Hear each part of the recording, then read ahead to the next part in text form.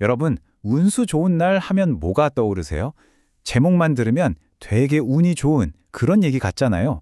근데 오늘 같이 볼 현진건의 이 걸작은요, 그 행운이라는 게 어떻게, 진짜 상상도 못할 비극으로 바뀌는지 그걸 아주 강렬하게 보여주는 그런 소설입니다. 소설의 첫 문장이 정말 유명하죠? 새침하게 흐린 품이 눈이 올 듯하더니 눈은 아니오고 얼다가만 비가 추적추적 내리었다. 아, 진짜 눈도 아니고 비도 아니고 뭔가 축축하고 으슬으슬한 그런 날씨잖아요. 현진건 작가는 이 첫 문장 하나로 딱 보여주는 거예요. 이 이야기가 절대 해피엔딩이 아닐 거라는 거. 뭔가 무겁고 슬픈 운명이 기다리고 있다는 걸 말이죠. 자, 그럼 본격적으로 이야기 속으로 한번 들어가 볼까요? 주인공은 김첨지라는 사람이에요. 1920년대, 그러니까 일제강점기 경성에서 인력거를 끄는 아주 가난한 사람이죠. 정말 며칠 동안 수입이 영 없었는데 바로 그날 정말 믿을 수 없는 행운이 찾아오기 시작합니다. 그날 아침 일찍부터 일이 잘 풀려요. 첫 손님을 태워서 30전을 벌거든요. 뭐 지금으로 치면 큰 돈은 아니지만 이게 거의 열흘 만에 처음으로 손에 준 돈이었어요. 그러니 김첨지 입장에서는 눈물이 핑 돌 만큼 기뻤던 거죠. 근데 이게 끝이 아니에요. 그 기쁨이 채 가시기도 전에 바로 또 손님을 태워서 50전을 더 벌어요. 와, 아침에만 벌써 80전을 번 거예요. 김첨지한테는 이건 뭐 거의 기적 같은 일이었죠. 그리고 바로 그때, 그날 운의 절정이 찾아옵니다. 남대문 정거장까지 가는, 그러니까 꽤 먼 거리를 가는 손님을 만난 거예요. 그래서 무려 1원 50전이라는 어마어마한 돈을 받게 됩니다. 이야, 이건 진짜 평생에 한번 있을까 말까한 그야말로 운수대통한 날이었던 거죠. 사실 김첨지가 이렇게 돈을 벌고 기뻐했던 이유는 딱 하나였어요. 바로 자기 아내 때문이었죠. 아내가 며칠째 계속 아파서 누워 있었거든요. 근데 그 아내가 그렇게 먹고 싶다고 노래를 부르던 설렁탕, 드디어 이걸 사줄 수 있겠다는 생각에 막 기분이 좋아지는 거예요. 그렇게 큰 돈도 벌었겠다. 기분 좋게 술도 한잔하고 아내가 먹고 싶다던 설렁탕을 사들고 집으로 가요. 근데 집에 가까워질수록 뭔가 이상한 거예요. 집이 너무 조용해요. 평소 같으면 들렸을 아내의 기침 소리가 하나도 안 들리는 거죠. 그 순간 마음속에 가득했던 기쁨이 순식간에 싸늘한 불안감으로 바뀝니다. 그리고 결국 문을 열었을 때 그는 최악의 현실을 마주하고 맙니다. 아내는 이미 차갑게 식어버린 뒤였어요. 하루 종일 그를 따라다녔던 그 엄청난 행운은 알고 보니 가장 끔찍한 불행의 시작이었던 셈이죠.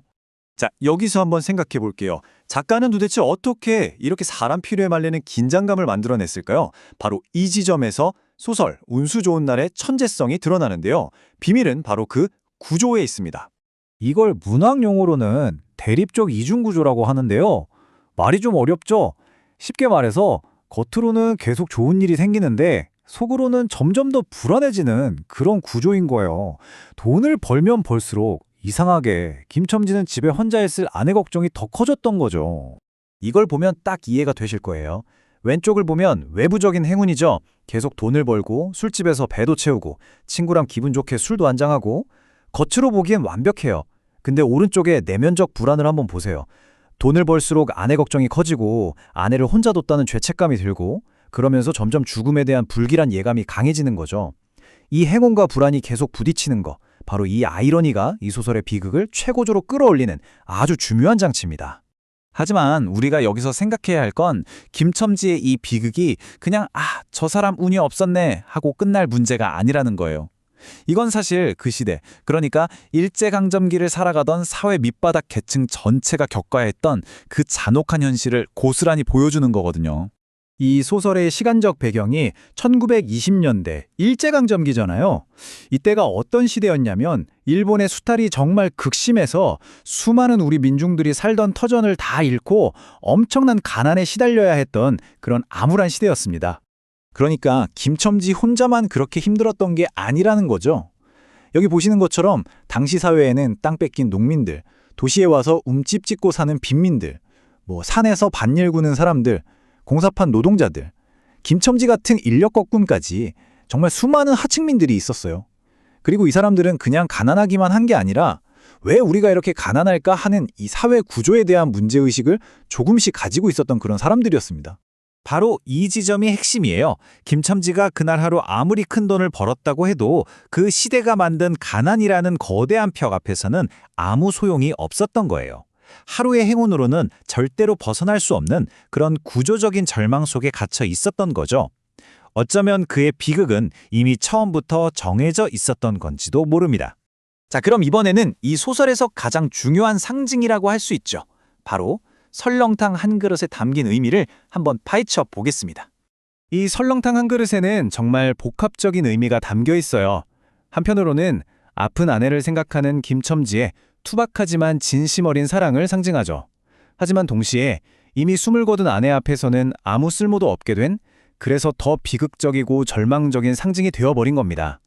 그리고 마침내 터져나오는 김첨지의 그 절규, 아내의 시신을 붙들고 외치죠. 설렁탕을 사다 놓았는데 왜 먹지를 못하니? 왜 먹지를 못하니? 괴상하게도 오늘은 운수가 좋더니만. 이 마지막 대사 한마디에 그가 느꼈을 슬픔, 사랑, 분노, 자책감, 이 모든 게 그냥 폭발해버리는 거예요.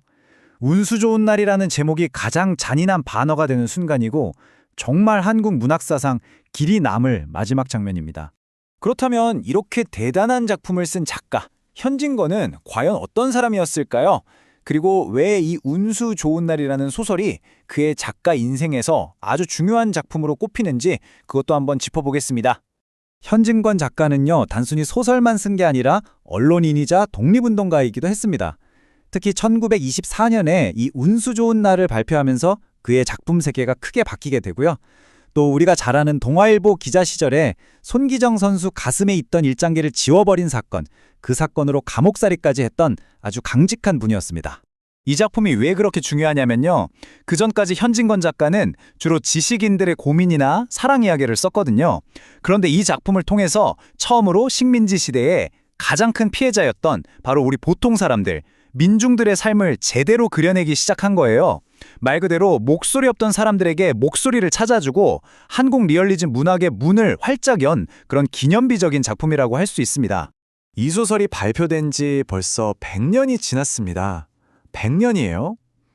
그런데도 이 소설을 읽을 때 느끼는 그 충격과 감동은 지금도 전혀 낡지가 않았어요.